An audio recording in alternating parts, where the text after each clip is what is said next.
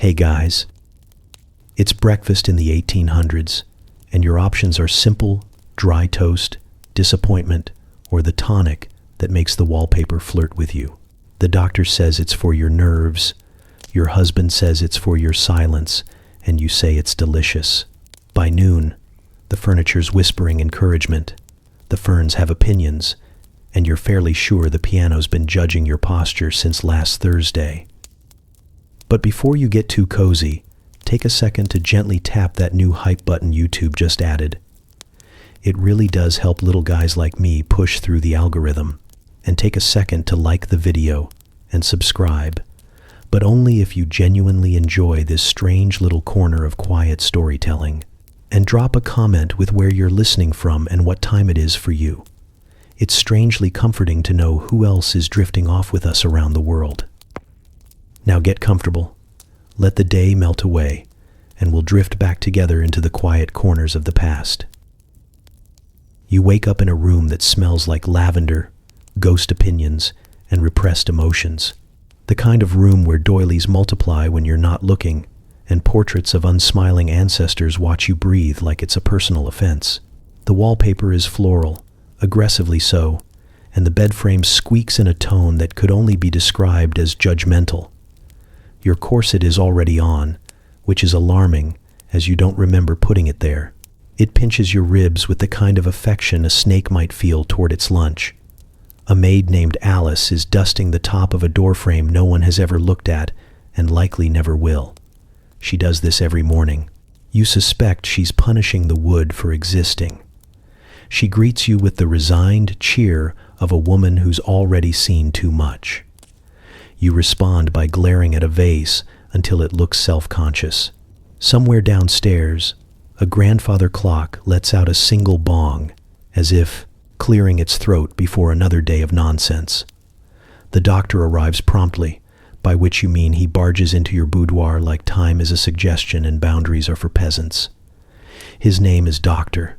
Thistlewick, and he carries a little black bag full of tinctures, tonics, and quiet dread. He wears pince-nez glasses, a mustache like a dried caterpillar, and the unmistakable air of a man who once fainted during a bloodletting, but still considers himself God's gift to wombs. Without looking at you directly, he declares that your humors are imbalanced, your energy's too vigorous, and your spleen probably has opinions. You ask what's wrong with you. He smiles, the way someone might smile at a particularly confusing vegetable. Hysteria, he says, gently as if it's a compliment. A common affliction of the female constitution, overactivity of the womb, sometimes brought on by novels or too much thinking. You stare at him like you're deciding between throwing your hairbrush or the porcelain cat. Instead, you choose silence, which disappoints him. He was hoping for weeping, or at least a dramatic collapse onto the chaise. He prescribes something called Mrs. Weatherby's Calming Elixir for Lady Nerves, which, upon closer inspection, is 80% alcohol and 20% opium, with a hint of rose water to maintain decency. You take the bottle because it's either that or bite him. Breakfast is dry toast and disappointment. The cook has once again overboiled the eggs into small rubber suggestions of food. You stare at the jam like it might unlock your higher self. The morning paper says the Queen is doing fine, and women are still not allowed to own anything interesting. You take a sip of your elixir and blink twice. The fireplace looks more confident than usual. Your husband is somewhere else, as always, possibly hunting, possibly attending a lecture on aggressive wallpaper, possibly hiding from the tone of your voice last Tuesday. You are not concerned. He will return when the tea runs out or he remembers he owns a wife.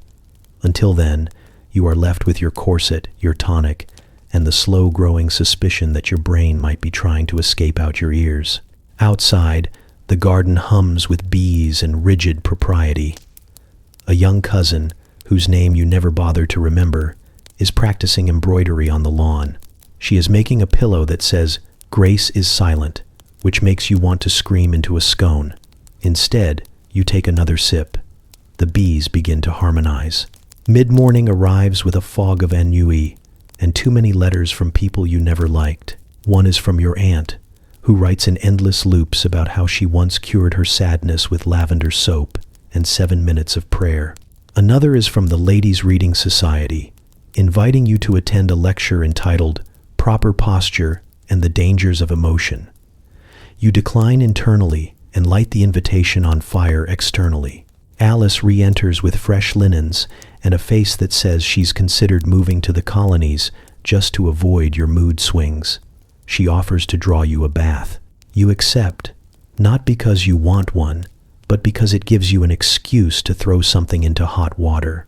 While she prepares the tub, you sit in front of the mirror and attempt to pin your hair like a woman who hasn't contemplated setting fire to the drapes.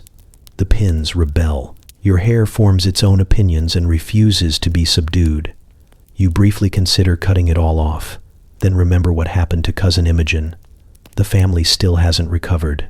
The bath is hot and smells faintly of lilac and surrender. You sink into it like a poem written by someone too exhausted to rhyme. The tonic buzzes in your veins. Your thoughts wander. You imagine running away to France, to Scotland, to the moon. You imagine smashing a violin just because no one expects it. You imagine laughter your own, uncontained, and it scares you more than it should. You emerge wrinkled, flushed, and still angry. But now it's a more elegant sort of fury, the kind that writes letters with excessive underlining and speaks in clipped syllables at dinner. You put on your afternoon corset, which is somehow tighter than the morning one, and prepare to descend the stairs like a woman who hasn't just declared emotional war on her furniture. The hallway smells like beeswax and judgment. The portraits frown. The floorboards creak ominously. You smile. Let them. Breakfast is toast, tea, and a teaspoon of Victorian heroin. The toast is burned on one side and undercooked on the other, which the cook insists is a balance of texture. The tea is lukewarm, served in a cup with a hairline crack that seems to grow every time you sigh near it. And the laudanum, shimmering in its amber bottle like bottled secrets, is placed on a silver spoon with the same ceremony one might reserve for an heirloom or a curse. You swirl it delicately, like this is an afternoon salon and not a scheduled unraveling of your mental clarity. The first sip is sharp, syrupy, and clings to the roof of your mouth like an apology that never quite lands. You chase it with a bite of dry toast and pretend the crumbling isn't metaphorical.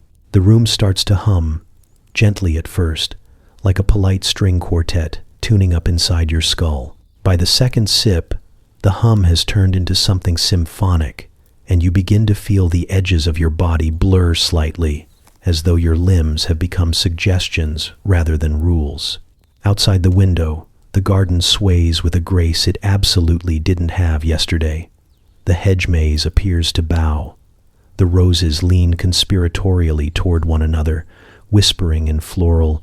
You're fairly certain one of them just winked. You blink back. It's unclear who started it. You stand, or at least attempt to, and find that your spine has temporarily adopted the posture of a question mark. The room tilts, like it's considering a nap. You steady yourself with a hand on the table, which feels stickier than it should, possibly because someone spilled jam, or because time has lost interest in behaving. You drift toward the parlor with the intent of reading, or existing, or quietly being horizontal until someone tells you to stop. The drapes, once innocent, have transformed into dragons, not metaphorical ones. Actual stitched monstrosities with velvet snouts and fringed teeth. They watch you with interest. You watch them back. One of them breathes. You nod solemnly. Mutual respect is established. The piano in the corner plays a single note by itself. You decide not to question it. Your husband enters the room at some point, though whether it's before or after you begin speaking to the clock is debatable. He says something about guests, or accounting, or the weather. It's hard to tell, because his words arrive wrapped in cotton. His mustache appears longer today, possibly due to perspective, possibly ambition. You tilt your head. He's speaking clearly now. He says, "I've been thinking about how you're feeling," and you nearly drop the teacup. Not because of the statement, but because the teacup just asked if you wanted more sugar. You nod at both of them. Your husband continues, his eyes softer, more curious. He asks how he can help. You begin to suspect something is amiss. He listens, actually listens, his face open and kind and not remotely condescending. You're halfway through telling him your theory about the vicar and the missing cake knives when you realize he's not blinking, or breathing, or real. He's made of fog and wishful thinking, and when you reach out, your hand passes through air and echoes. The real version is likely in his study arguing with a ledger or polishing his indifference. You lie back on the settee and stare at the ceiling, which now has constellations. You count 12 stars and name them after your repressed emotions. One of them blinks. You blink back. It's become a theme. Alice appears with a damp cloth and the air of a woman who's given up asking questions. She tucks a blanket around you, mutters something about keeping the window closed this time, and exits before the bookshelf starts reciting poetry again. You try to sit up, but your knees are full of clouds, and your elbows have joined a protest against gravity. It seems unfair, but not surprising. The clock strikes something, not a number, a mood. Time slows to a syrup. Your thoughts meander like ducks on a foggy pond. You consider standing, then consider the meaning of standing, then consider lying down again, but in a more meaningful way. By the time lunch arrives, you've declared truce with the drapes, composed a love letter to a doily, and forgotten how verbs work. The sandwich tastes like fog and memories. The air hums. The spoon in your hand has a face. You don't question it. It's laudanum o'clock, again, and everything is just beginning to make sense. The conservatory is supposed to be a place of peace. It has glass walls and potted intentions, sunlight filtered through grime and polite delusion. The air smells like overwatered orchids and Victorian ambition. You step in, not to enjoy it, but to scream behind a ficus. The ficus has been there longer than most servants and judges know one. You appreciate that. You crouch beside it, clutching your skirts like a war widow, and let out a sound that might qualify as either grief or an overture. The scream does not help. Somewhere near the east window, someone has left the harp unattended. It stands there smugly, all gold and strings and condescension. You eye it with suspicion. It eyes you back, though possibly just because the laudanum hasn't worn off yet. You approach it slowly, like one would a noble enemy or a priest who asks too many questions. It gleams in the sun like it knows how expensive it is. You pluck one string. It produces a note that offends your ancestors. Another string, lower this time, buzzes like a mosquito with a title. You narrow your eyes.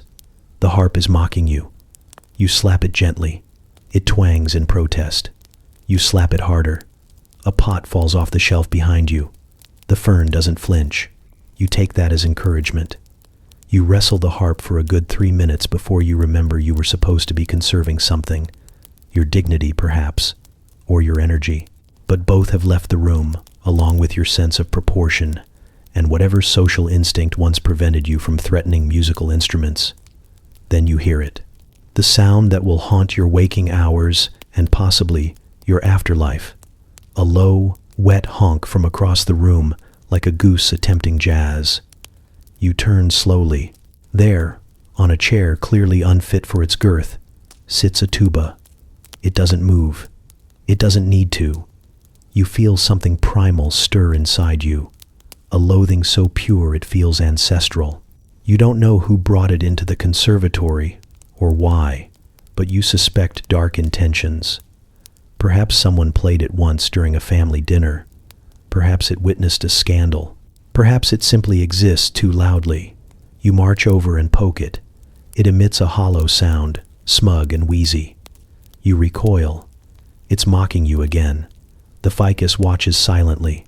The fern sways slightly in shared disapproval. You pick up a watering can and threaten the tuba with it. It dares you.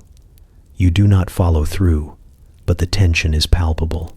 Instead, you collapse into the chaise, out of breath and dangerously close to weeping over brass. You begin petting the nearest fern. It's soft and understanding. You name it, Harold. You tell it your secrets, all of them, especially the ones about the governess and the stolen marmalade. The fern absorbs this information with grace. Alice walks in just as you begin speaking, fluent goose. Not speaking to a goose, speaking like a goose. Your tongue forgets English and adopts a series of honks and clicks, punctuated by flaps of your hands and a noble head tilt. Alice pauses, blinks, and nods once, as if this explains everything. She sets down a tray of scones and backs out slowly. You continue your conversation with Harold. He agrees the tuba must die. Outside, the sun continues to shine on people who still believe in normal mornings. Inside, you sit among leaves and brass, barefoot now, because the shoes were too judgmental. The harp leans slightly to the left, injured in pride but unbroken. The tuba remains silent, possibly stunned, possibly planning. You sip more laudanum from a teacup shaped like an apology. The ficus whispers something unrepeatable. The conservatory breathes with you. You are one with the madness. You are the wind through the orchids. You are the distant cousin no one talks about, and the fern thinks you're doing splendidly. The fainting couch has become more than furniture. It is your altar, your weapon, your personal stage for emotional collapse. Upholstered in something that once resembled burgundy and now resembles dried blood and sighs, it waits by the window like a velvet accomplice. You approach it like a soldier returns to war, not because you want to, but because there are battles to be lost while reclining. You throw yourself onto it with the elegance of a woman who has been insulted by a cucumber sandwich and hasn't emotionally recovered. One arm flops dramatically over the edge. The other clutches at your forehead like it's housing every secret disappointment you've ever endured. A maid pauses in the hallway. She watches, unimpressed, then resumes dusting a banister that never did anything wrong. A letter from your aunt lies unopened on the tea table. You already know what it says. Something about digestion and prayer. Maybe a stern recommendation to stop reading French things. Last time, it was a moral warning against rhubarb. You stare at it until it curls slightly at the corner, as if wilting under the weight of your judgment. You decide, this is a small victory. Laudanum percolates in your bloodstream, singing a slow lullaby composed by someone with too many teeth and no moral compass. It tells you things, not in words, exactly more in urges. Climb that curtain, throw that porcelain dog. Ask the vicar why his eyebrows are shaped like accusations. The whispers are persuasive. You don't always obey, but you never really say no. The butler announces your husband like he's a monarch and not a man who can't butter toast without supervision. He strides into the room with all the confidence of someone who has never fainted for dramatic effect. He says your name like it's a problem he means to solve. He begins a sentence with, "Now listen here," which is brave and stupid in equal measure. You exhale sharply and swoon. It's an elegant, practiced maneuver. You slide into unconsciousness like a letter slipping beneath a door. You hear the faint rustle of his frustration as your arm drapes theatrically over the edge of the couch. He clears his throat. You do not move. He sighs. You sigh louder. The room swells with performance. When you revive, it's unclear how long it's been. Time in this house moves like molasses under moral scrutiny. He is gone, and the fainting couch holds you like a conspirator. You sit up slowly, like a ghost rehearsing her return. Outside, a bird chirps in a tone you find deeply sarcastic. You glare at it through the window until it leaves. The parlor smells like potpourri and mild disappointment. Someone has left you a small tray of biscuits and a note that says, "For strength." The biscuits are shaped like flowers and taste like the concept of beige. You eat 3 and feel nothing. You consider lying down again, just to be sure. A guest arrives. It's Mr. Thistlewick, your neighbor and known conversational hazard. He smiles with the teeth of a man who believes women love to be corrected. He comments on the weather. You collapse before he finishes the sentence. This time you hit the armrest slightly, too hard, and see actual stars. Worth it. Later, Alice finds you still reclined, eyes half closed, one leg dangling elegantly like a punctuation mark. She replaces your cold tea with slightly warmer tea and offers you a look that sits somewhere between loyalty and exhausted despair. You tell her you're conserving energy for the evening's dinner, which you intend to attend wearing pearls and a pointed sense of grievance. You lie back again, the ceiling swirling gently. The plaster patterns begin to resemble historical betrayal. You imagine your name carved into a history book beneath the words, "She tried." Your corset tightens as if offended by your ambition. You take a shallow breath and clutch your wrist as though it's delivering bad news. The fainting couch doesn't judge you. It understands. Every tufted button holds a secret. Every cushion has absorbed the sighs of women who've survived worse with less. You rest your head against it and close your eyes. Laudanum whispers, "Let's cause problems on purpose." You smile. You already are. Percival, a creature composed entirely of fur, disdain, and the ancient knowledge of things better left unspoken, sits on the windowsill like a judgmental deity. He blinks slowly, calculating the precise moment to leap off and ruin something delicate.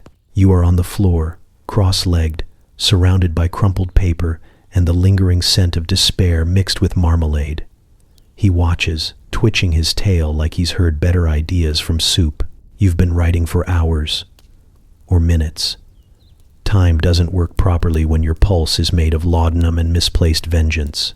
The manifesto began innocently enough, a letter of concern, perhaps a suggestion to Her Majesty that the Empire reconsider corsets, or at least permit women to speak without the threat of fainting. But somewhere between page 5 and the marmalade smear that was meant to symbolize the struggle of the feminine soul, things took a turn. Now you're holding a quill like it's a dagger and shouting, "Depose the patriarchy," at a jar of preserves.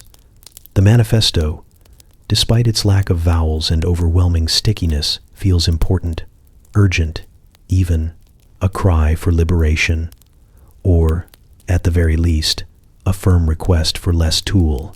You look up, eyes wild, and declare to the room, "The monarchy must know." Percival blinks. You take that as encouragement.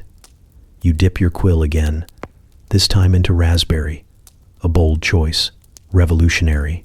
You scratch out something that could be a battle cry, or possibly a dessert recipe depending on the angle. The ink blot resembles a horse on fire. You nod solemnly. Yes, that feels correct. Your aunt appears in the doorway like a Victorian specter summoned by nonsense.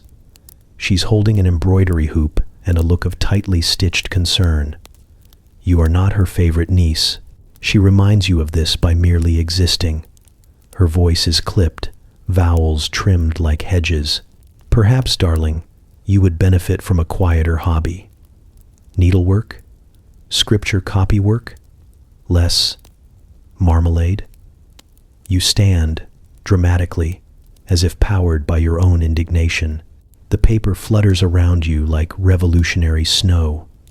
You announce that you require a sword, not a metaphorical one, a real, cold, slightly rusty blade that's seen things and maybe whispered in Latin. You need it for reasons, political ones, or emotional.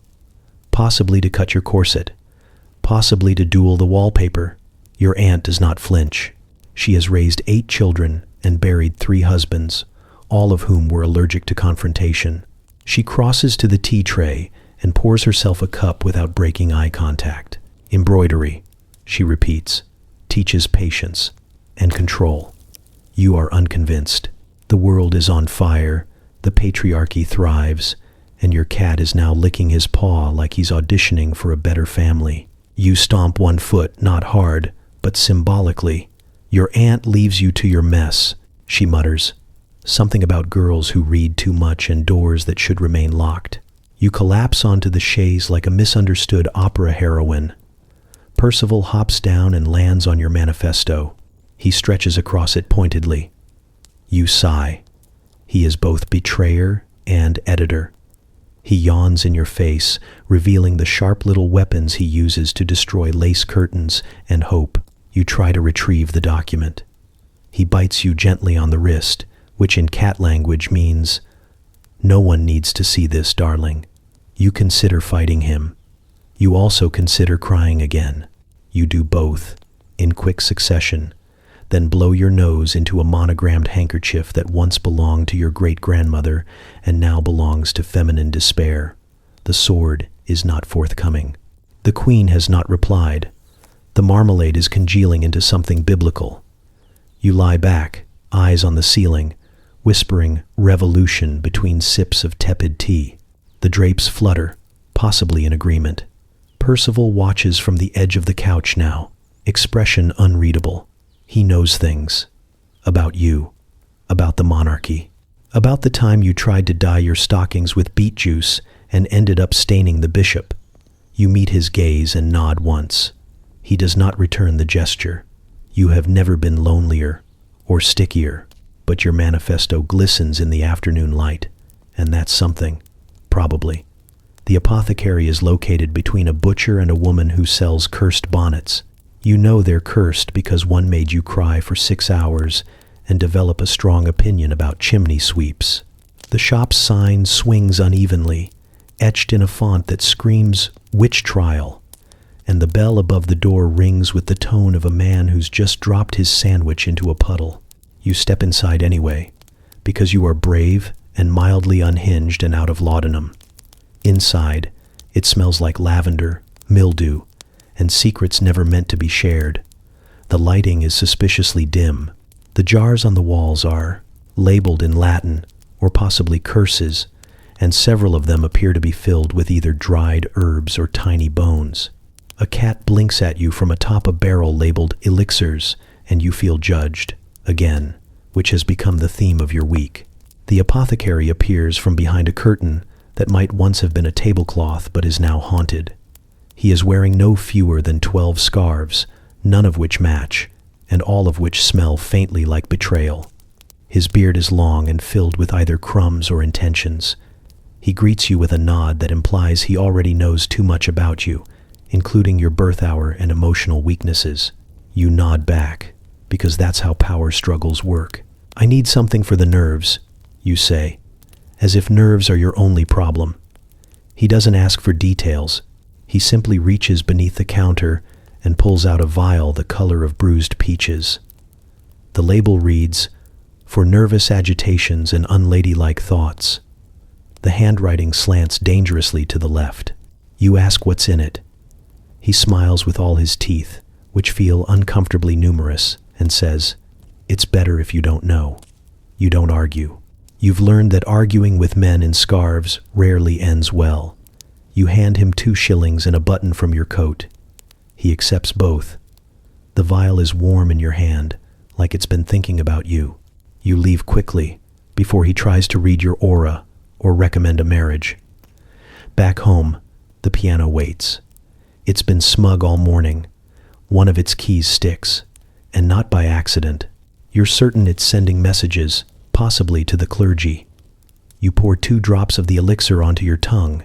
It tastes like licorice and revenge. The floor tilts slightly. The chandelier shivers. You blink once, and the piano is breathing. You approach it with the careful deliberation of a woman about to change the trajectory of her legacy. You place one hand on the top, gently, as if to soothe it.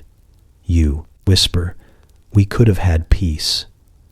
Then you slam your other hand onto the keyboard with all the fury of a woman who's had enough. It screams in C minor. You scream back. By the time the maid walks in, you've declared formal war on the piano, drafted a treaty, and broken 3 spoons trying to conduct a symphony of one. Your hair has escaped its pins. Your dress is off one shoulder like you've just come from a duel or a deeply emotional waltz. The maid says nothing. She closes the door quietly. You respect that. Percival peers at you from the bookshelf. He's seen worse. He licks his paw and pointedly turns his back. You don't blame him.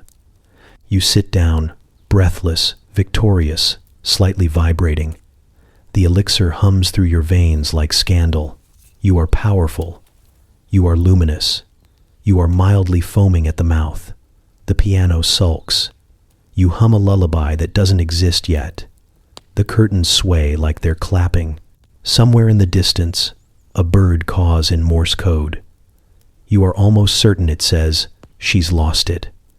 You are also certain you never had it to begin with. You take one more drop, just to be sure. It starts innocently, which is how all dangerous things begin.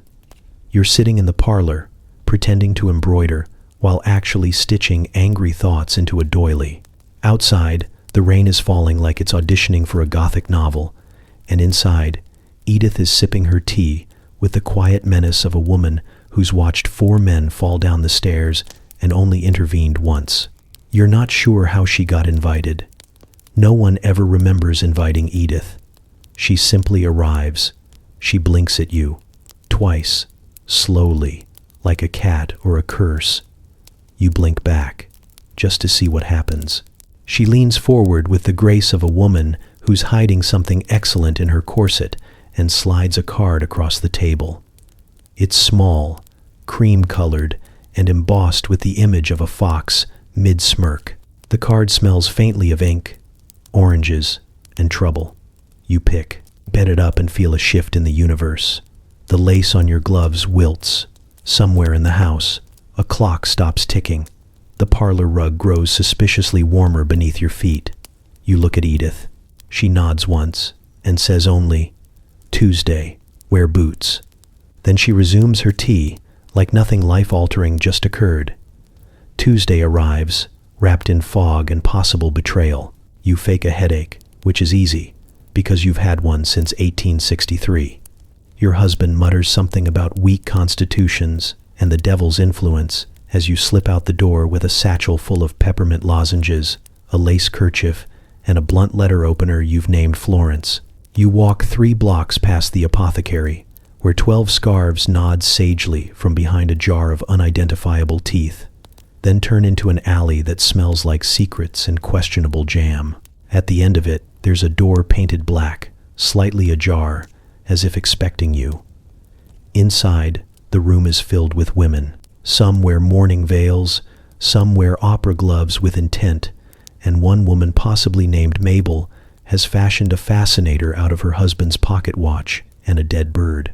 They turn toward you in unison, like flowers sensing scandal. Edith appears beside you with no explanation and offers you a biscuit. You take it, you eat it.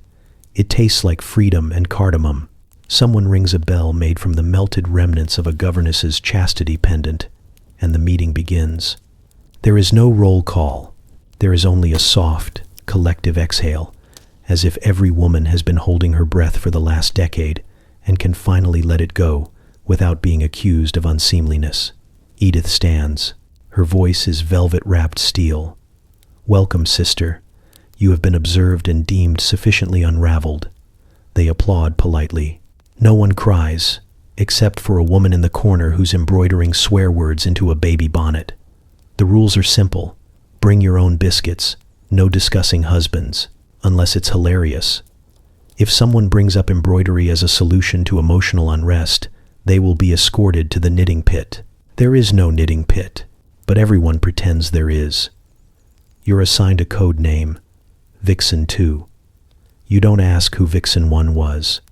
Her name is never spoken, only toasted to, with sherry and a thin smile. Activities include letter burning, passive-aggressive poetry, and screaming into jars. Someone presents a pamphlet titled 10 Ways to Curse a Sofa Without Getting Caught. Another woman, Agnes maybe, or God recites a dramatic monologue about lace and vengeance that ends in thunder and applause. You feel seen. You feel heard. You feel like setting something mildly important on fire. At the end of the meeting, they teach you the secret handshake.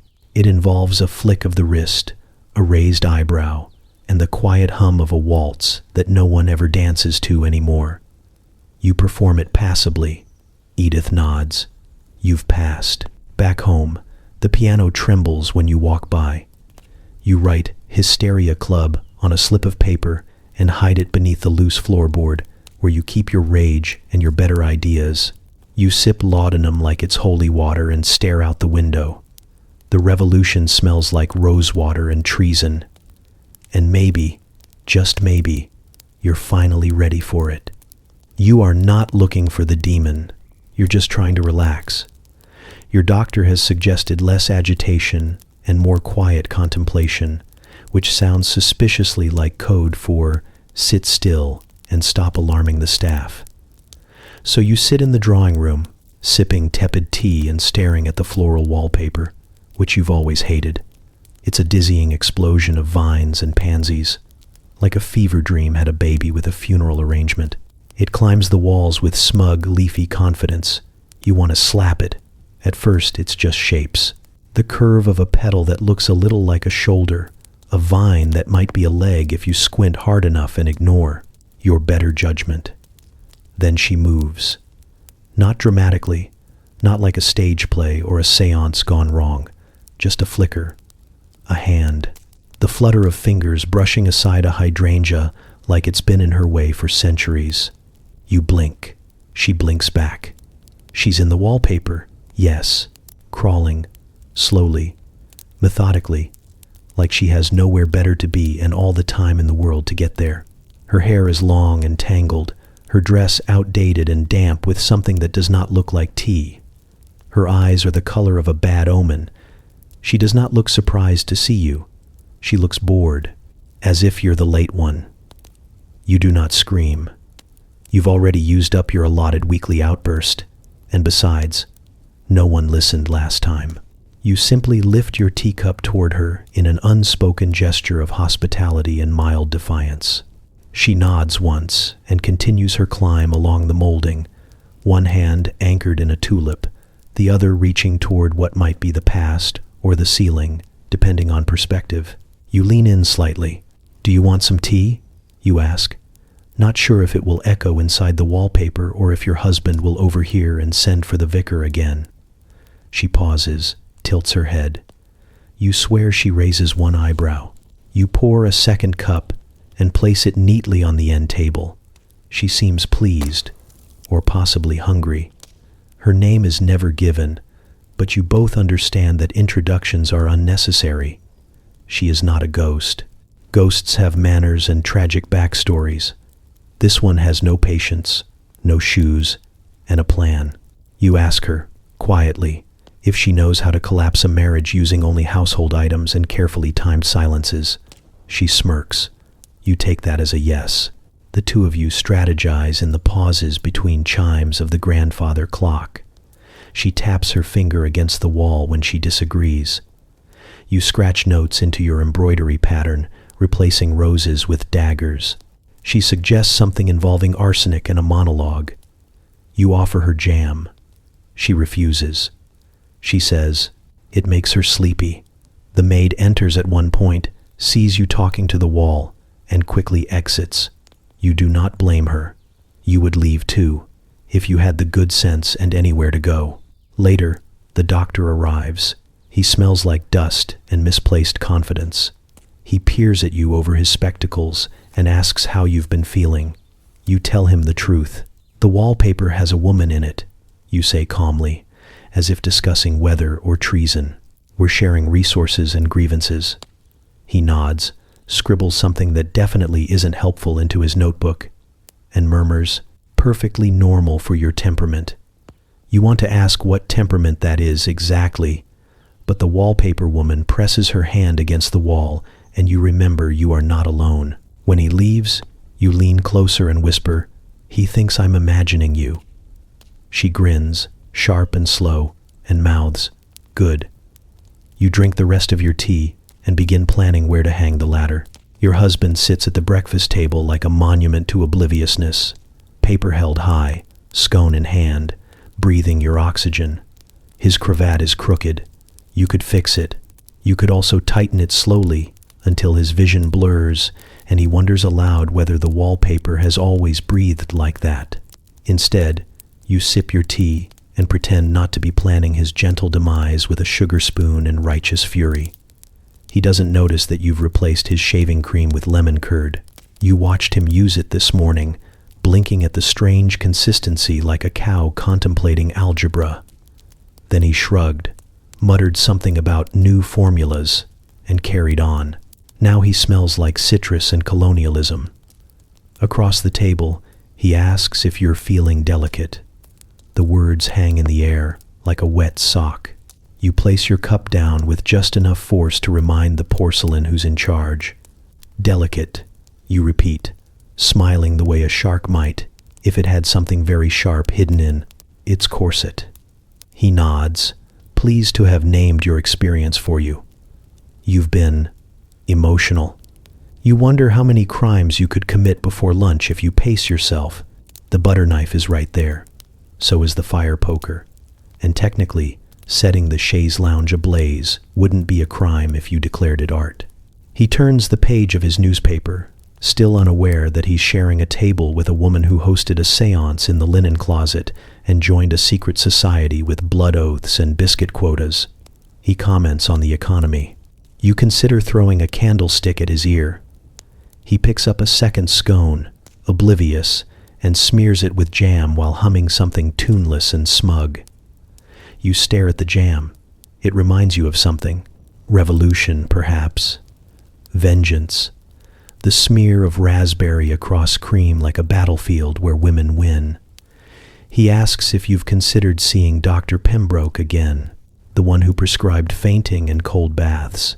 You tell him you'd rather gargle with arsenic and join the circus. He chuckles as if you're joking. You are not. He folds the paper and finally looks at you. His eyes scan your face like he's searching for signs of sanity, and not the ghost of the woman in the wallpaper whispering siege plans behind your pupils. You seem tense, he says, biting into his scone. You imagine flipping the table, stealing his cravat, and using it to swing from the chandelier. You imagine kissing the maid on the mouth and announcing your departure via flaming curtain. Instead, you butter a slice of toast so violently it becomes performance art. Outside, the birds chirp like nothing is amiss. One of them might be spying for Edith. You aren't sure anymore. The lines between paranoia and insight have blurred, and the apothecary gave you something last week that makes reality flicker like a gas lamp in a storm. He coughs, slightly, and you glance up with hope, just a crumb.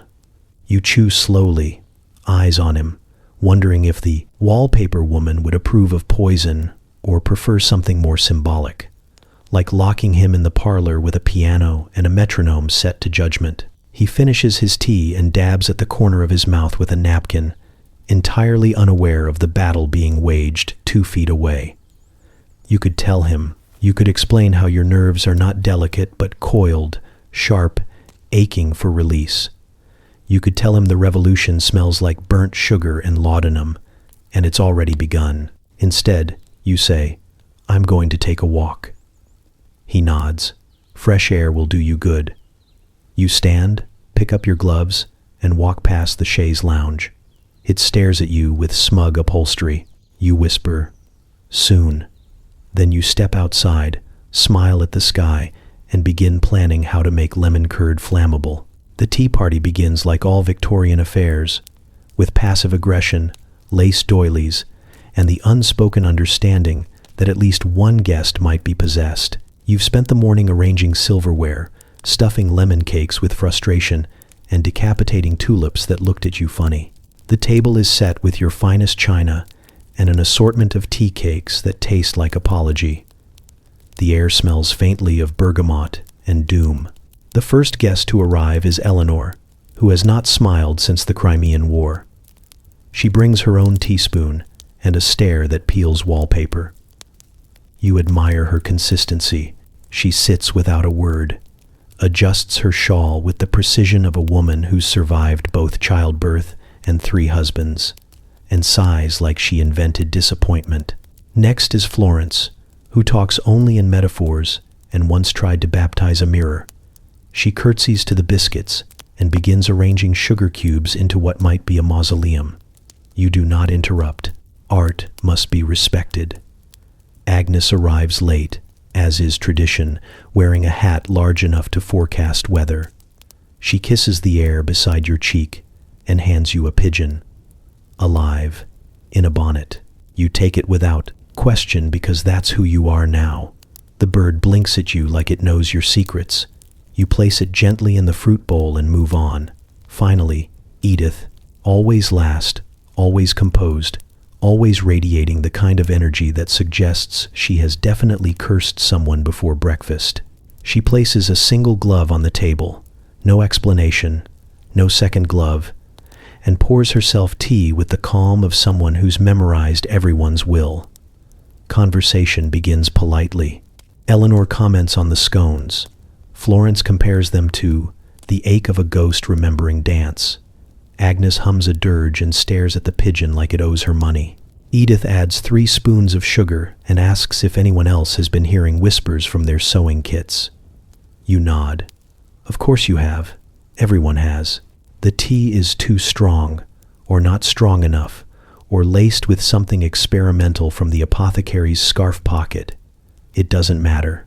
Somewhere between the 3rd cup and the 2nd crying jag, Florence begins reciting Latin backwards. You don't stop her. She seems to be working through something. Eleanor dabs her eyes with a napkin shaped like a swan. Agnes eats a crumpet with her bare hands and mutters so many feathers under her breath. You remove your gloves slowly, deliberately, one finger at a time, like you're revealing a weapon or preparing to duel. The gesture feels important, sacred, like a silent sermon on liberation and sweaty wrists. The room hushes, even the pigeon stills. You place the gloves beside your untouched teacup, palms bare, knuckles defiant. Edith raises an eyebrow. Florence gasps. Eleanor nods solemnly. Agnes breaks into applause, then immediately denies it. You lean back in your chair and watch as the conversation veers off a cliff. Someone suggests summoning Queen Victoria's ghost to ask about vengeance etiquette. Someone else spills jam on the tablecloth and accuses the pigeon of treason. You fan yourself with the invitation card you never intended to send, and feel something inside you loosen like a button or a century of expectations. The wallpaper flickers. You think you see the woman again, watching. She winks. You wink back. By the time the tea has gone cold and the biscuits are soggy with unspoken trauma, everyone is laughing or sobbing. It's hard to tell. You offer more sugar, more lemon, more room in the fruit bowl for additional birds. The parlor feels softer now, like maybe it's forgiven you for the piano incident. Eventually, they leave. Eleanor with a tight-lipped nod, Florence quoting Hamlet at the drapes, Agnes clutching the pigeon like a diary, and Edith lingering just long enough to whisper, "Next time, bring the gloves." You close the door. The silence is not empty. It's full of cracked porcelain and possibility. You stare at your bare hands and think, this is how it starts. Then you light a candle, feed the pigeon a scone, and begin planning the next collapse. Your cousin Cordelia is draped across the chaise lounge like a discarded poem. Her hair is braided with tension and spite, her eyes bloodshot from either sorrow or soup-related triggers. No one is certain anymore. She begins weeping at precisely 2:17 p.m., prompted by the maid, asking whether she prefers chicken or leek. The answer, apparently, is neither, followed by 20 minutes of muffled sobbing and the phrase, "broth is betrayal." You try to comfort her. You pat her shoulder with the emotional commitment of a Victorian husband. She flinches like your hand is made of unpaid debts. You ask if she's eaten. She hisses. By 2:30, she's in your study, pacing in erratic loops and whispering to your bookshelf. You follow, holding a half-eaten scone like a peace offering, wondering when exactly Cordelia decided that furniture was emotionally unsafe. She pauses in front of the globe and spins it dramatically, eyes closed, as if hoping it will land on a better decade. It does not. She tells you she has a condition. You brace for tuberculosis, she says. Societal compression. You nod solemnly. This sounds right. Victorian life does press you into strange shapes, like corset fruit leather.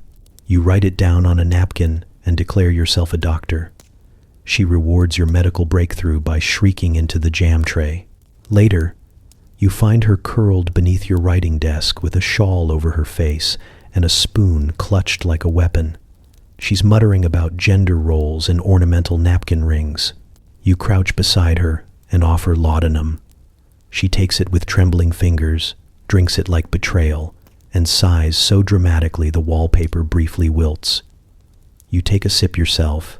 The bottle promises soothing relief for female misalignments, which you suspect includes everything from menstruation to reading too much. The taste is floral, with notes of despair. Everything softens. The floor tilts slightly. Cordelia begins humming a song that doesn't exist, and you realize you might also be unwell. Your aunt arrives unannounced, wearing a hat that suggests violence. She takes one look at Cordelia, tucks her umbrella under her arm, and declares, "This is what comes of thinking." You nod as if this is wisdom and not an emotional hostage note. Cordelia screams again. Your aunt leaves. At some point, Cordelia explains the trauma. You try to follow. Something about her debut ball, a broken shoe, a gentleman who sneezed during a waltz, and the way society expects women to exist silently, prettily, and without independent thought or appetite. You nod again, slower this time. You feel the laudanum bloom behind your eyes like an opium poppy with a grudge. You understand her completely. You take notes for your manifesto. Cordelia eats part of your curtain. You do not stop her. By evening, you are both lying on the drawing room rug, watching the chandelier sway like it's delivering coded messages. You've named it George. Cordelia wants to marry it. You toast with imaginary champagne and declare war on table manners. The maid peeks in, sees the two of you forming a spiral of limbs and lace, and backs out slowly. Wise woman. You whisper to Cordelia, "We're not crazy." She whispers back, "We're inconvenient." It feels like a prayer or an omen. You fall asleep with crumbs in your hair, revolution in your chest, and the firm belief that soup is, in fact, emotional terrorism. The sky is too blue, the kind of blue that makes you suspicious. You squint at it through lace gloves and suspicion. The sun shines like it's never known disappointment, which makes it deeply unrelatable. Still, you go. You gather your basket, your parasol, your existential dread, and follow the others to the hills for what's been enthusiastically, if not legally, dubbed a picnic. It was Edith's idea, which means it probably includes incantations and weaponry. The blankets are laid out like declarations of war. Tartan, obviously. No one trusts florals anymore after the wallpaper incident. Everyone's brought something. Florence has a flask of brandy and a face that says she's prepared to argue with God. Cordelia carries lemon tarts and a dagger with suspiciously recent polish. Agnes, barefoot and feral, is clutching what may be a taxidermied ferret. You bring fruit, knives, and a low, simmering contempt for the patriarchy. You sit cross-legged on a slope that smells like time and poor decisions. The wind lifts your hair with the delicate touch of a ghost ant, and the ground is just soft enough to whisper secrets back at you. There are strawberries, finger sandwiches, and a copy of Wuthering Heights with all the male dialogue scribbled out. Florence begins the meal by proposing a toast to the end of decorum and the rise of deeply personal vengeance. Everyone clinks teacups, then immediately switches to swigs from her flask. Edith pulls a velvet pouch from her bodice and tosses dried herbs into the breeze, murmuring in Latin. Cordelia passes around cucumber sandwiches and a list of men she intends to haunt preemptively. You reach for the watermelon, plump and innocent, and pull out your dessert knife. It glints in the sun, dramatic and unnecessary. You stab the fruit with all the restraint of a woman who's been told to smile one too many times. Juice sprays across your boots and onto Agnes's ferret. No one flinches. The act is understood, sacred. This is for feminism, you announce, sawing the melon into anarchic wedges. Someone murmurs, "And for pants." A general cheer follows. A bird overhead makes eye contact and flees. Edith fans herself with a hex. Cordelia is already rearranging apple slices into a sigil that makes the ground hum slightly. Florence tries to flirt with a tree. You pass around scones that taste like victory and heavy-handed metaphors. At one point, Agnes reads aloud from her diary. It is 14 pages of unpunctuated rage, written in charcoal and embroidered around the edges. Everyone applauds. Someone weeps. A bee lands on the jam and spontaneously combusts. Later, a group of men riding past on horseback slows to stare. You all turn, in sync, as if summoned by a single hive mind built of resentment and embroidery. The men do not linger. Florence blows them a kiss that doubles as a hex. The air smells faintly of ash and disappointment. As the sun dips behind the trees, you stretch out on the blanket, sticky with juice and conviction. Cordelia hums something haunting. Edith sketches something unspeakable in the dirt. Agnes teaches the ferret Latin. You close your eyes and let the warm, heady hush of the afternoon wrap around you like a padded cell lined in velvet and revolution. This is what sanity looks like now. Wild hair, grass stains, the soft crunch of a scone being eaten dramatically. The sky begins to pinken. You pack the knives with the teacups. The watermelon, now a desecrated husk, lies in the center of the blanket like a martyr. You nod at it with respect. Tomorrow, you will return to the parlor, the corset, the shallow breathing, and overcooked lamb. But today, you stabbed fruit for freedom and named clouds after your enemies. And for now, that will do. The table is round because it's more democratic, or so says Florence, who's wearing a veil and zero patience. Candles drip onto your grandmother's linen runner, the one you inherited under mysterious circumstances involving a will, 3 missing cousins, and a goat that wouldn't stop screaming.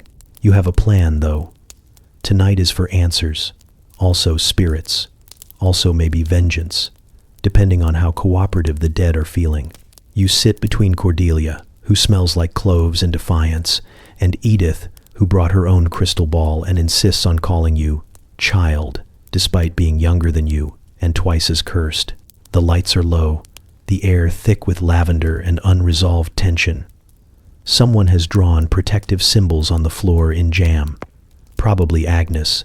She believes in sugar-based summoning. You take hands. The circle hums with a mixture of power and poor impulse control. Florence begins the chant, her voice pitched somewhere between opera and mild threat. Candles flicker. The parlor curtains shiver. Someone's teacup cracks slightly, which feels like encouragement. Spirits, you intone, we seek your wisdom. There is a pause. Then the chandelier winks out, the fire flares blue, and Cordelia's eyes roll back in the universal language of brace yourself. A gust of wind whooshes through the room despite all windows being shut, locked, and draped in what you're 65% sure is actual mourning fabric. The table trembles. Florence bites her lip. Edith whispers, "Yes, that's the stuff." The spirit arrives with the energy of someone who's been left on hold for 70 years and just got through to customer service. She identifies herself as Miss Thistlethwaite, former governess, part-time medium, full-time grudge holder. Her voice comes from the corner, the table, and briefly the tea kettle. You are not alarmed. You've hosted worse. Miss Thistlethwaite is unimpressed with the living. She tells Florence to sit up straight, calls Edith a fraud, which Edith accepts with grace, and accuses Cordelia of hiding biscuits in her sleeve. Cordelia pretends to be offended but does not deny it. Then the ghost gets personal. She informs you that the silver cutlery, the real stuff, not the decorative nonsense you bring out for aunts and enemies, is hidden beneath the third stair from the top, under a loose board. You nod, eyes wide, making a note to immediately retrieve it once the spectral sass dies down. She continues, now focused on your husband. He, apparently, keeps a secret mustache comb in the false bottom of his shaving kit. You are not surprised, only irritated, that this confirms he puts more effort into his facial hair than into understanding your moods, literary opinions, or passionate speeches about the oppression of decorative corsetry. Everyone claps. Cordelia cries a little, possibly from joy or ghost proximity. Agnes attempts to high-five the spirit and ends up slapping the jam-covered floor. Miss Thistlethwaite lingers. She begins offering unsolicited advice on wallpaper, marital dynamics, and stew. You let her. She seems to need it. The room smells increasingly like regret and rosemary. Eventually, Florence asks if she's ready to return to the beyond. The ghost sighs, deeply and dramatically, and says she'll consider it once someone fixes the hinges on her old bedroom door, which still creaks on Thursdays and interrupts her haunting schedule. The candles flicker once more. The table stills. Cordelia belches demurely.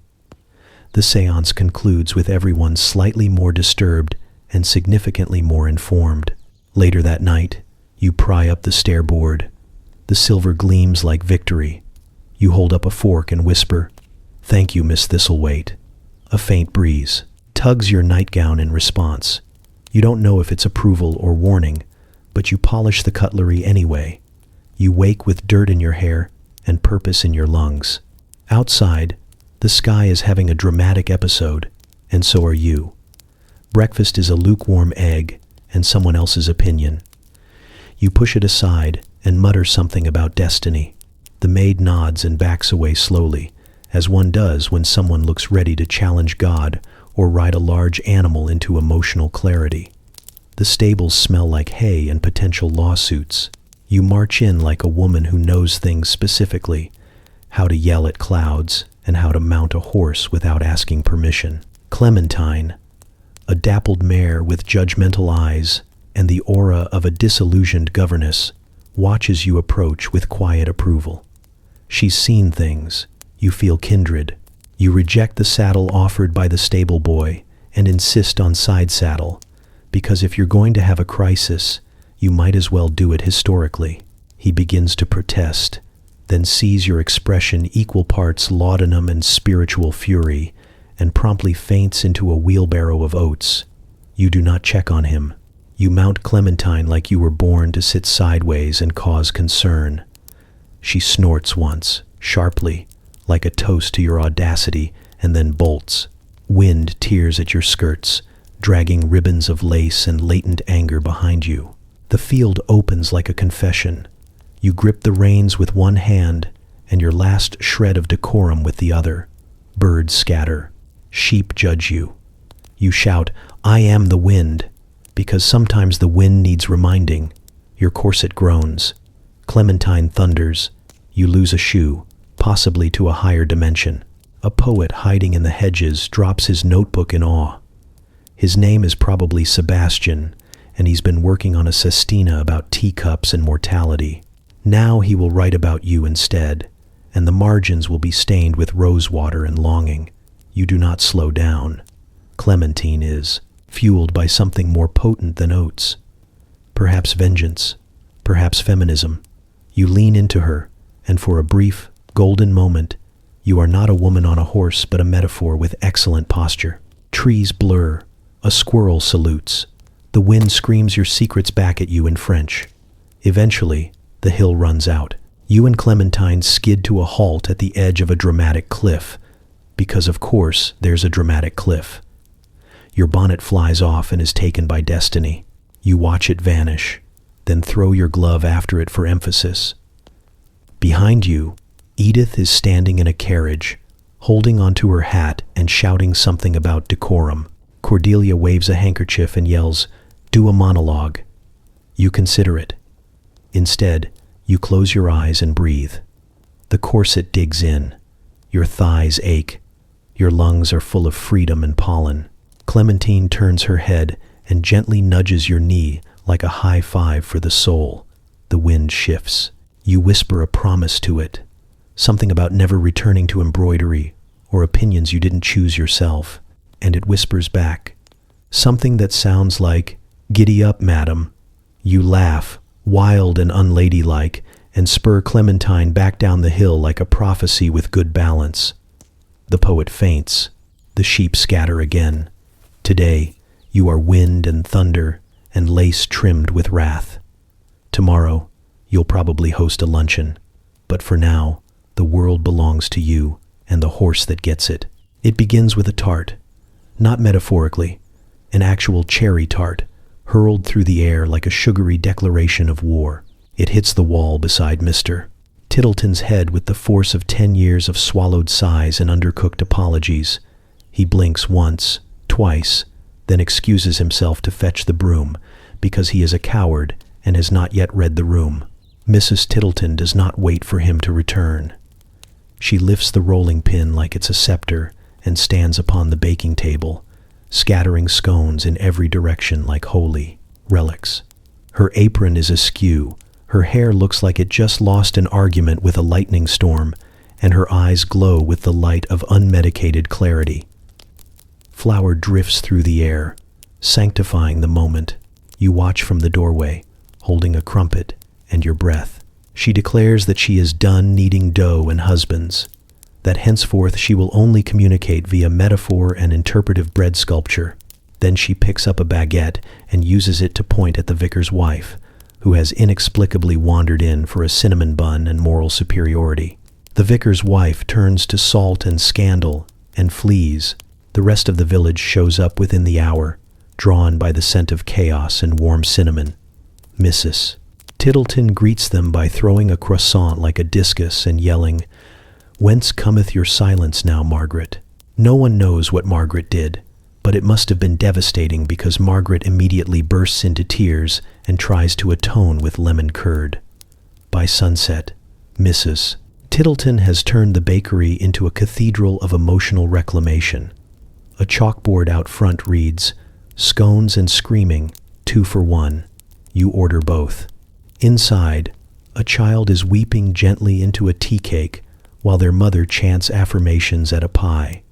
Someone has crocheted a banner that says, "Let women be loud," and no one is quite sure how or when that happened.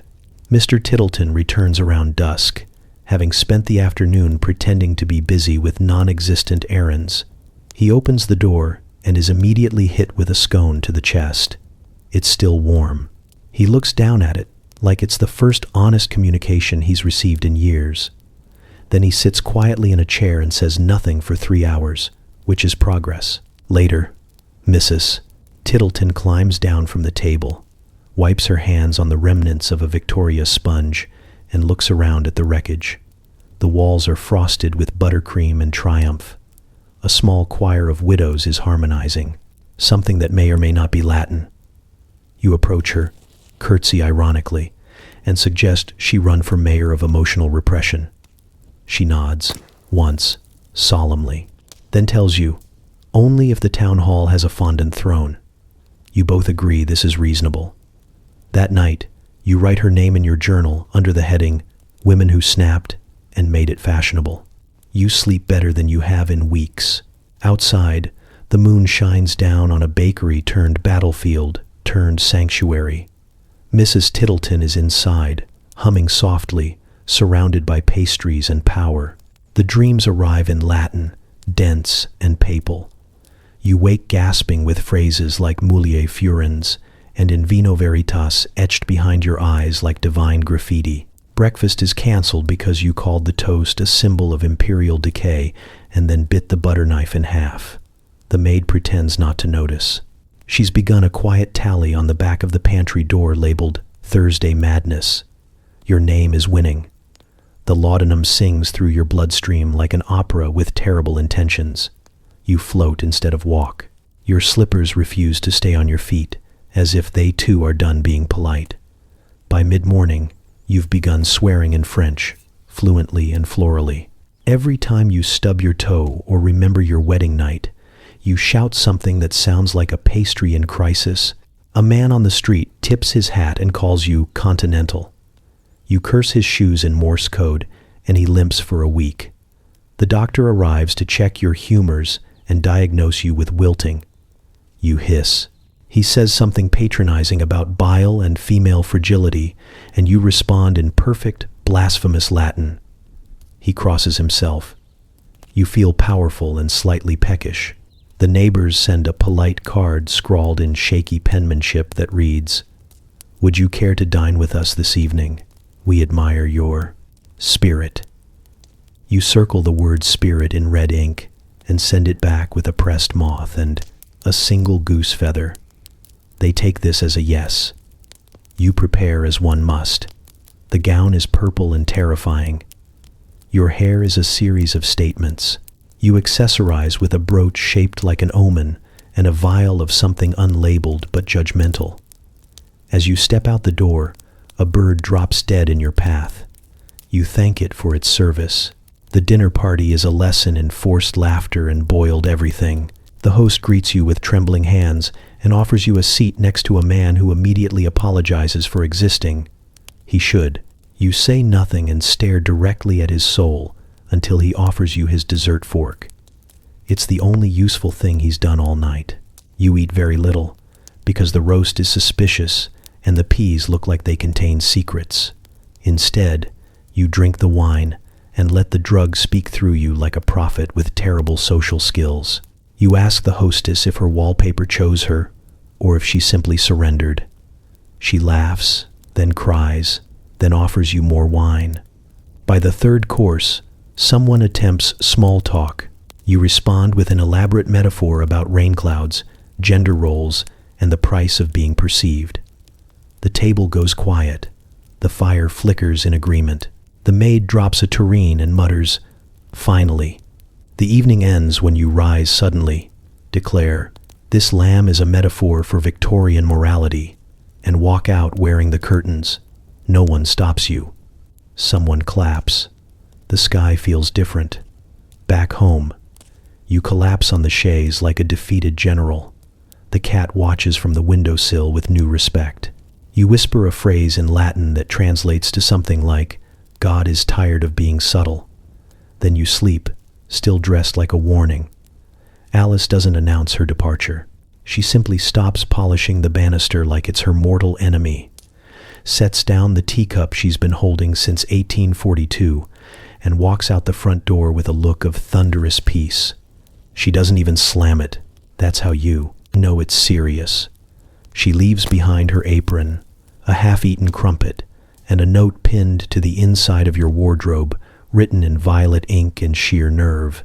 "Gone to marry Reginald. He smells like soot and possibility. There's a sword under your shawls. Use it only if bored or insulted, which is to say, use it often." You don't cry. You don't scream. You simply open the wardrobe, find the sword, and understand that love is real and sometimes leaves you steel-tipped gifts. The sword is impractical and dramatic, just like you. It gleams in the low afternoon light with the silent promise of poor decisions and improved posture. You name it Constance because it seems like the kind of name that wouldn't ask too many questions. Then you swing it at the bedpost for practice. The bedpost loses. You feel something close to joy for the first time since the vicar called your hat a cry for help. You take Constance everywhere, downstairs to breakfast, where your husband asks you what you're compensating for. You answer by buttering toast with the blade. He eats in silence. Upstairs to your writing desk, where you stab through a letter from your aunt simply because it began with, "Dearest, I'm concerned." You aren't. By lunch, you've installed yourself in the drawing room like a decorative threat. Guests arrive and leave again rapidly. One woman tries to engage you in conversation about doilies. You parry her suggestion with a well-timed flourish, and she departs with a newfound respect for boundaries. You consider joining Alice and Reginald on their chimney sweep honeymoon, but decide against it. True love deserves privacy, and no third wheels with swords. Instead, you write them a congratulatory note on stationery that smells faintly of sandalwood and vengeance. You include a pressed flower, a blessing, and a lock of your husband's hair, just in case. By tea, the house feels quieter, not empty, charged, like something is waiting. The Wallpaper twitches. The piano refuses to be tuned. The ghost in the attic claps once and goes back to sleep. You host tea anyway, but the scones are shaped like skulls, and you insist everyone call you Lady of the Reckoning. Edith arrives with jam and a knowing smile. She doesn't ask questions. She never has. When night falls, you stand in the hallway with Constance and look out over the dimly lit stairs like a disgraced duchess in a tragic novel. You imagine Alice out there in the world, soot in her hair, joy in her lungs, wielding freedom like a fireplace poker. You salute her with the sword. The house creaks in approval. You go to bed armed and unbothered. You dream of chimney smoke and velvet revolutions. You do not miss the tea being served on time. You miss the possibility that someone in this house besides you ever understood the importance of a well-placed blade. You open the diary to a page that smells faintly of clove oil and vengeance. It's dated 3 weeks ago, though time has become a fluid, suspicious concept. The ink is your own, but the handwriting has developed a sharp tilt, like it's trying to lunge at someone. The page begins with a gentle list of daily activities. Took tea, cursed the wallpaper, reconsidered morality, and then rapidly devolves into diagrams of the drawing room, labeled with phrases like possible trapdoor, emotionally volatile ottoman, and do not trust the vase. You turn another page and find the words, his mustache must pay, underlined in increasingly frantic loops. It's written 12 times, possibly more, but the last few entries dissolve into something that looks like angry lace. You don't remember writing this, but you absolutely meant it. The phrase becomes a refrain, a war cry, a declaration of intent made during a laudanum-soaked thunderstorm, probably while wearing your second-best bonnet. You recall nothing specific, only the certainty that his mustache has offended both God and aesthetic principles. You wonder if it has legal counsel. Further into the diary, there's a list of grievances so long it requires an index. Item 34 simply reads, he exists too loudly. Item 57 is a charcoal sketch of his back turned toward you, labeled cowardice in wool. There are arrows, annotations, and a recipe for a very specific poison that requires nettles, a lock of hair, and a pigeon's bad mood. You pause, stare out the window, and consider the possibility that you have become both protagonist and unreliable narrator. The roses in the garden have started blooming in odd colors. One of them is black. It wasn't planted. You tell yourself it's fine. You've said that so many times, the walls have started saying it back. A faint scent of something scorched drifts through the parlor. Burnt roses, not freshly cut, charred, as if something was trying to send a floral message and got too ambitious. You follow the scent to the fireplace, where someone, possibly you, has burned a page torn from the Bible and a pamphlet titled, What to Do About Women. You smile at the ashes. They speak your language. The diary becomes less words and more spells, circles, Latin, doodles of serpents wearing cravats. One page is entirely devoted to the phrase, no more embroidery, written with such furious intensity the nib nearly tore the paper. Your handwriting becomes a weapon. Your words could be used in a courtroom or a duel. You wonder what the diary will look like when you're older, if you'll read it in a rocking chair surrounded by cats and scandal, or in an asylum with walls that whisper. Maybe you'll gift it to a niece as a warning. Maybe it will vanish in a puff of lavender smoke one day and reappear in a better century. Either way, it's no longer a diary. It's evidence of mischief, of fury, of genius disguised in corsets. You shut it and lock it in a drawer that no one is allowed to touch unless they're wearing gloves and a very specific expression of concern. The chandelier above you flickers. You do not check the window. You already know someone or something is watching. You pick up your pen, turn to a fresh page, and write one sentence. The revolution begins at tea. The sea does not invite you. It never has. It simply waits, flat and gray and patient, like a god who's seen worse. The morning fog rolls in heavy as gossip, softening the cliffs and swallowing the sound of reason. You put on your bonnet, the good one, the one that makes you look like you have secrets and no intention of forgiving anyone. Your shoes stay behind on the shore. They've witnessed enough. The first step into the water feels like betrayal. The second feels like baptism. By the third, you're laughing half hysteria, half liberation, as your petticoats balloon around you like an ambitious jellyfish. You walk deeper, past the point of decency, past the point of common sense, until the cold bites at your ribs and the wind howls through your bones like a choir of scandalized ants. You are not trying to die. You are trying to live in a century that refuses to let you. There's a difference. The waves slap at you in applause. Somewhere behind you, the horizon forgets your name. You taste salt, iron, and defiance. You tell the sea all your secrets, that you once considered poisoning your husband's ink bottle, that you prefer storms to silence, that sometimes you dream of a century where women aren't diagnosed for breathing too loud. The sea, in its infinite indifference, listens without judgment. You fall in love a little. A fish swims by, blinking twice like it understands the situation, but won't be getting involved. Its expression says, "You're doing great, but also, are you okay?" You nod solemnly and tell it that okay is a relative term. It flicks its tail and disappears into the green depths, probably to start a rumor about you among the oysters. When you reach waist deep, you stop. The fog wraps around you like a shawl made of secrets and salt. You raise your chin and say, "I'll have a drink," because the sea feels like the only bartender left who takes you seriously.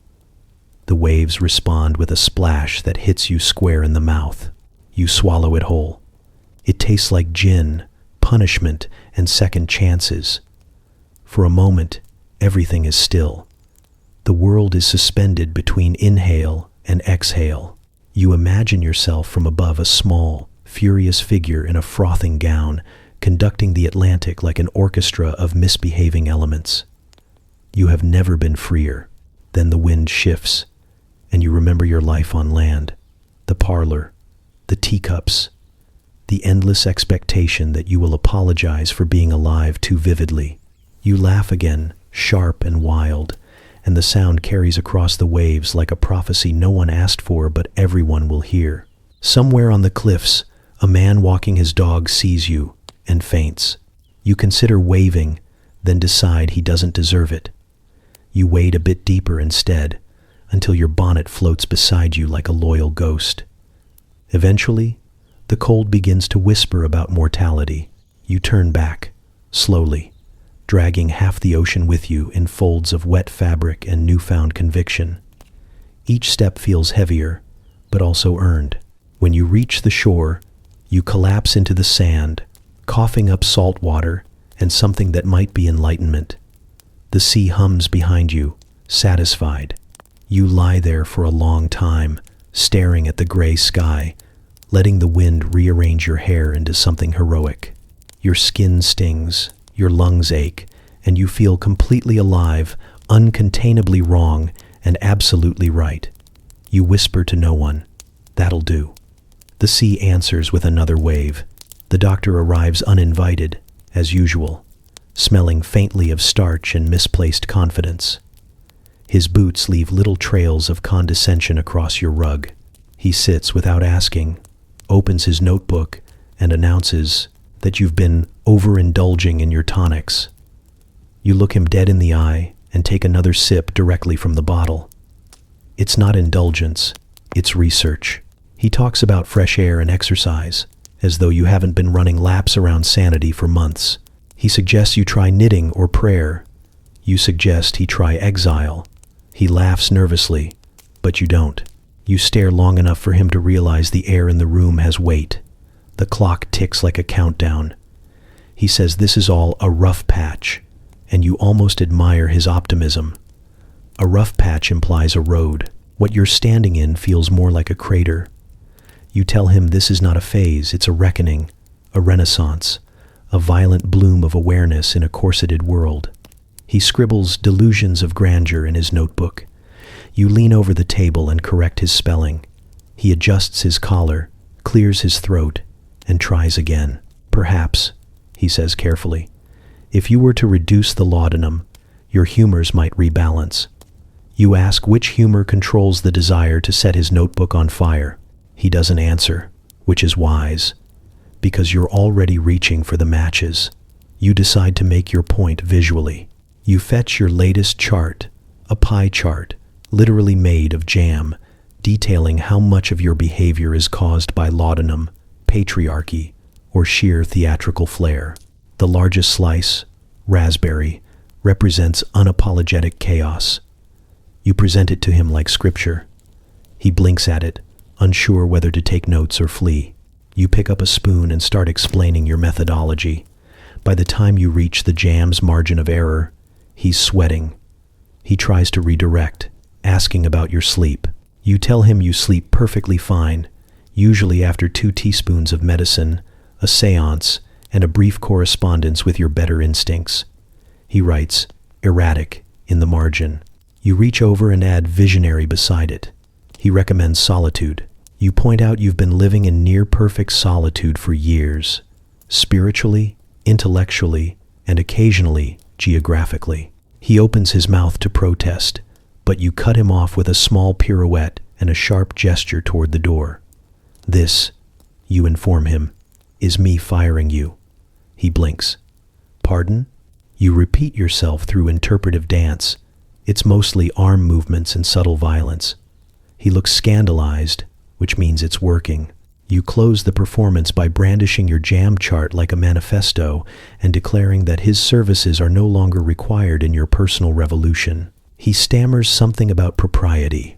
You tell him propriety is a scam invented by tired men with pocket watches.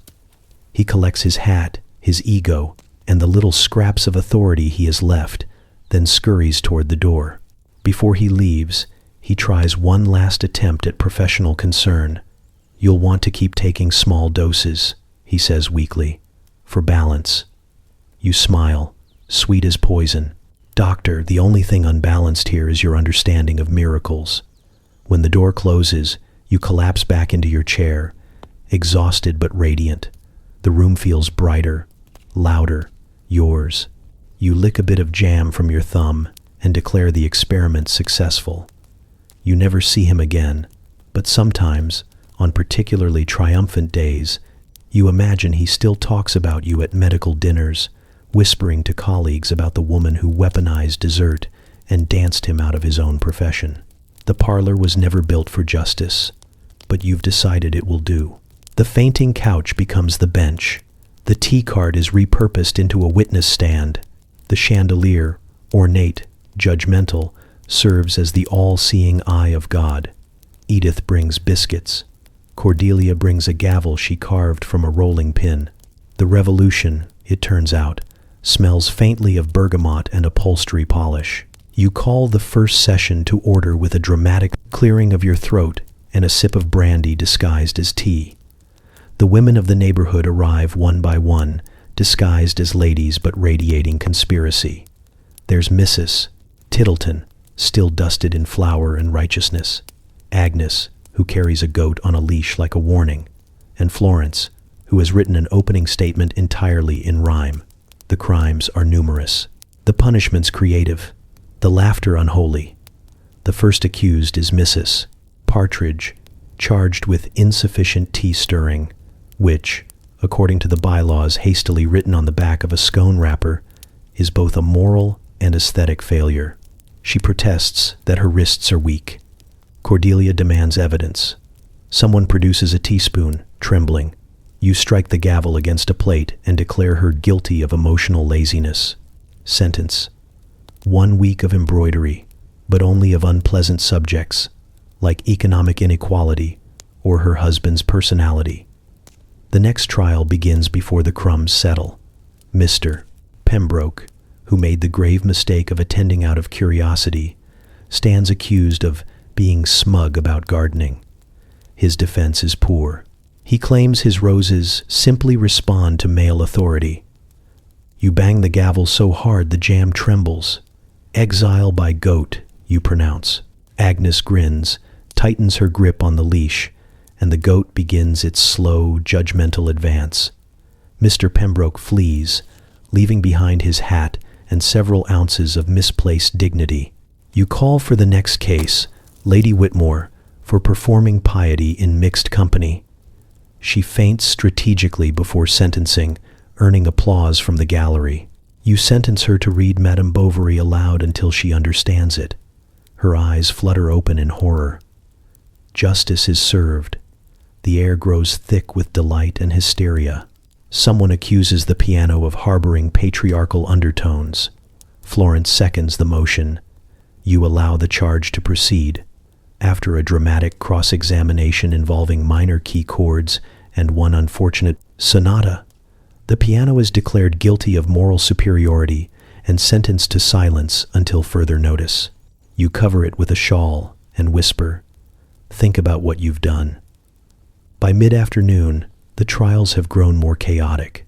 Crimes now include wearing too much perfume of resignation, reading silently without sighing, and marrying for stability instead of drama. The sentences become performance art. One woman is ordered to dance out her despair. Another must compose a limerick about vengeance. A third is assigned to haunt her own dining room for a week, to develop character. You preside over it all like a benevolent tyrant, your gavel sticky with jam, your hair a halo of purpose. Every time the laughter grows too loud, you declare, "Order in the parlor," and the chandelier sways approvingly. Somewhere outside, men passing by slow their horses, hearing the roars of feminine justice spilling through the open windows, and continue on in silence, sensing it is wiser not to ask. As dusk settles, you close the final trial, the collective crime of existing too quietly for too long. The room falls silent. You stand, holding the gavel aloft, and deliver the verdict. "Guilty," you say softly, "but forgiven conditionally, on the promise of future misconduct." The women cheer. Someone pours more brandy. The goat eats the evidence. You sink back into your chair, smiling faintly, as the parlor, once a place of polite conversation and emotional claustrophobia, glows with laughter, rebellion, and crumbs. For the first time, the room feels alive. Not proper, not respectable. Alive. You raise your teacup and declare the court adjourned. Justice, you think, tastes a lot like jam. You don't mean to become a myth. It happens gradually, like mildew or enlightenment. One day you're a woman with opinions and a fondness for unconventional behavior, and the next, you're the subject of whispered folklore. The butcher's wife claims you, once made eye contact with a weather vane and caused it to spin north for a week. The vicar's daughter insists you turned a sermon into a séance simply by sighing too loudly. You've stopped denying any of it. Denial is for people still pretending to be reasonable. When you walk through town, conversations tilt around you like flowers chasing sunlight, and not the friendly kind of sunlight, but the kind that burns a little. You wear your bonnet low and your smile lower. The cobbler bows. The baker salutes you with a loaf. Even the lamplighter crosses himself as you pass, which is impressive considering you're fairly certain he's an atheist. You nod graciously and keep walking, your skirts whispering secrets against the cobblestones. Children trail behind you at a safe distance, mimicking your gait with exaggerated flourishes. One of them waves a stick like a scepter and shouts, "By the power of the bonnet." Another pretends to faint artistically onto the grass. You approve. It's important to teach the next generation proper dramatics. When one brave girl tugs on your sleeve and asks if you truly speak to ghosts, you crouch down, look her in the eye, and whisper, "Only on Thursdays." Her jaw drops. You offer her a biscuit and a wink before vanishing around the corner like a well-timed rumor. At the market, people hush as you approach. A fishmonger swears the sea grows calmer when you're near it. A seamstress claims her needles hum your name. You overhear two women arguing over whether you actually command pigeons. One insists she saw it herself. You, In the middle of a thunderstorm, arms outstretched, wind tearing through your skirts as pigeons circled like apostles. The other shakes her head and says that can't be true, because pigeons aren't that spiritual. You consider clarifying, but the truth is less fun than the legend. Instead, you buy a pair and leave exact change in the shape of a crescent moon. The myth expands in ways you cannot control. It grows teeth and lace, eats facts for breakfast, and wears your mannerisms like jewelry. You hear that someone painted your portrait without asking an oil masterpiece titled The Tempest's Mistress. Apparently, in it, you are taller, your hair brighter, your expression somewhere between divine revelation and mild disdain. You approve of the mild disdain. It's accurate. Men begin tipping their hats twice when they greet you, unsure if once is enough. Women curtsy out of habit, then stand a little taller, realizing they don't have to. A few even stop wearing corsets on days you pass through town. It feels like progress.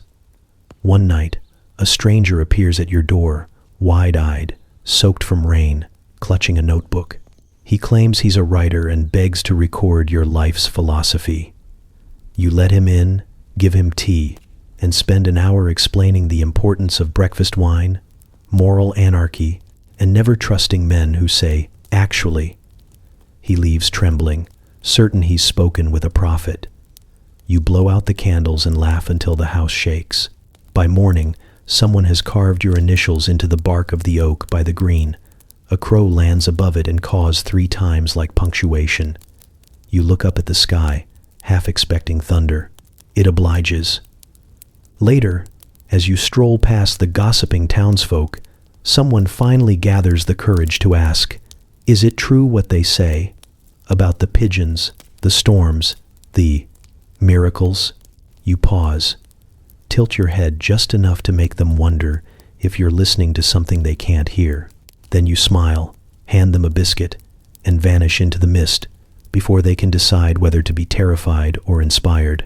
The bottle is almost empty, and the glass clinks like a closing chapter. You tilt it, watching the last syrupy drop slide down the neck like an executioner taking a bow. It lands on your tongue, bitter and sweet, the taste of endings pretending to be mercy. The label peels under your thumb, laudanum, for hysteria, nerves, and inconvenient clarity. You laugh softly. You've outgrown all 3.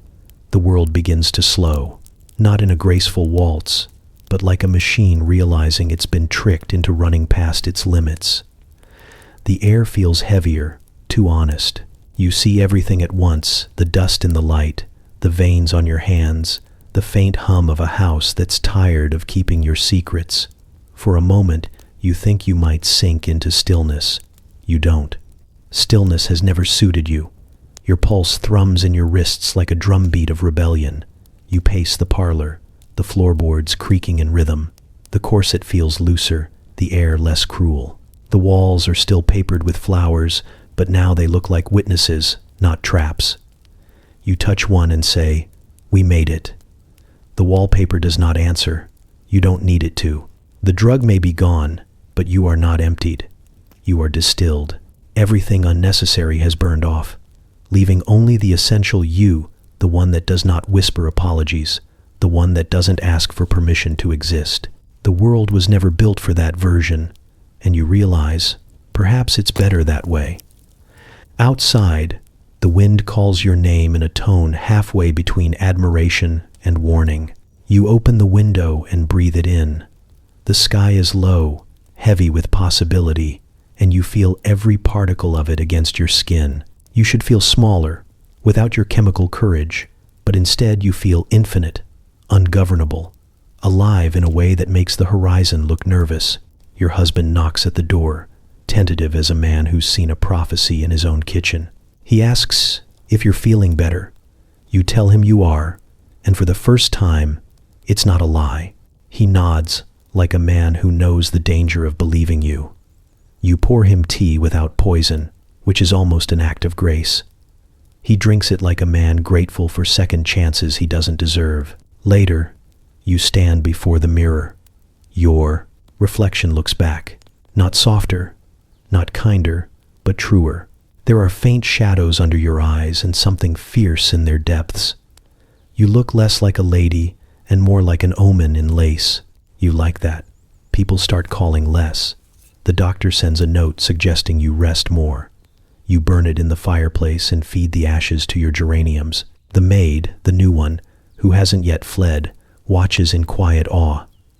She tells you there are rumors in town that you've been cured, or cursed, or crowned.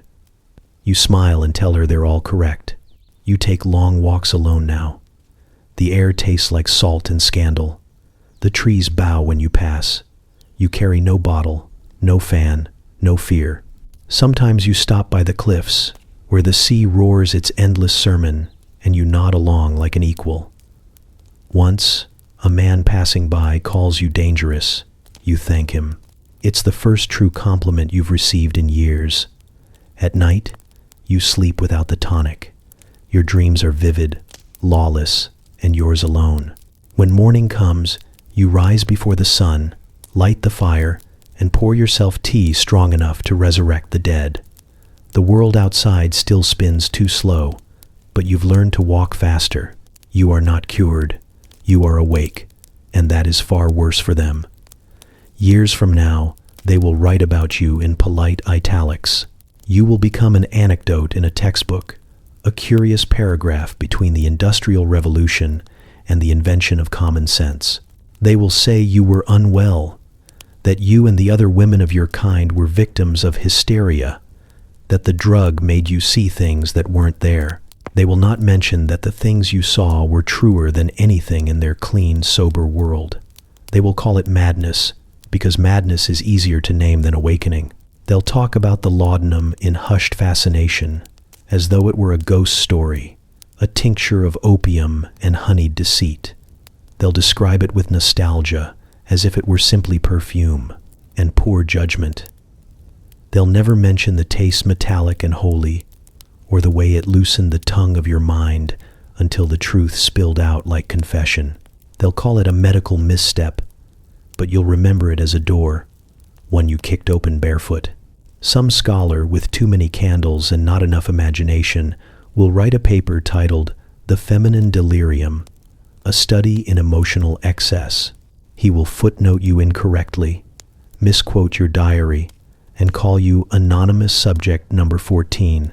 He will never understand that your so-called excess was simply humanity in its proper dosage. They will diagnose passion as illness, rebellion as imbalance, clarity as collapse. They always do. You will not be there to correct them. But history has a way of remembering the wrong things loudly and the right things quietly. Somewhere, in a library filled with the sighs of dust, a young woman will read your name and pause.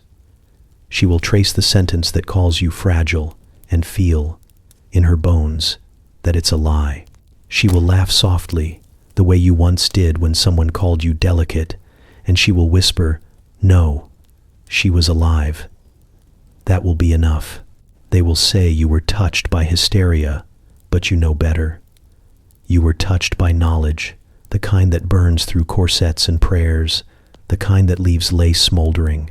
You remember the taste of clarity, sharp and sweet, cutting through the fog like a blade through silk. You remember what it felt like to look at the world and see it blink first. There will be paintings of you, of course. They'll exaggerate your pallor, your fainting, your wild eyes. No one paints sanity. It doesn't sell. They'll hang you on museum walls as a warning or a curiosity, surrounded by placards written by men who think tragedy is romantic. But in the brushstrokes, beneath the pearl buttons and the corseted sighs, there will be something they can't explain, something alive, coiled and laughing. They will call it hysteria's glow. You will know it was freedom. The tuba, oddly enough, will make an appearance in the retellings. Someone will mention that you once fought one in the conservatory, and scholars will debate what it symbolizes. Male dominance, they'll say, the repression of sound, a metaphor for domestic discord. They will not understand that it was simply loud and wrong, and you were simply right. In their accounts, They will bury the madness in poetry and science, but the truth will hum between the lines like an unbroken string. It was never hysteria. It was never sickness. It was the body remembering it was more than a vessel for someone else's expectations. It was the soul unbuttoning its collar. It was laughter in the face of prescription. Years pass, then decades, then centuries. The bottle of laudanum becomes an artifact, sealed behind glass, a relic of a regrettable era. They will stand before it, staring at the label that once trembled in your hand, and feel something they cannot name, a strange mix of dread and envy, the whisper of rebellion in a jar. They'll call you a footnote, but you were the footprint, the mark pressed into time, proof that something wild once walked there. And if they listen closely, between the pages and the polite revisions, they might still hear you laughing, loudly, possibly at the tuba.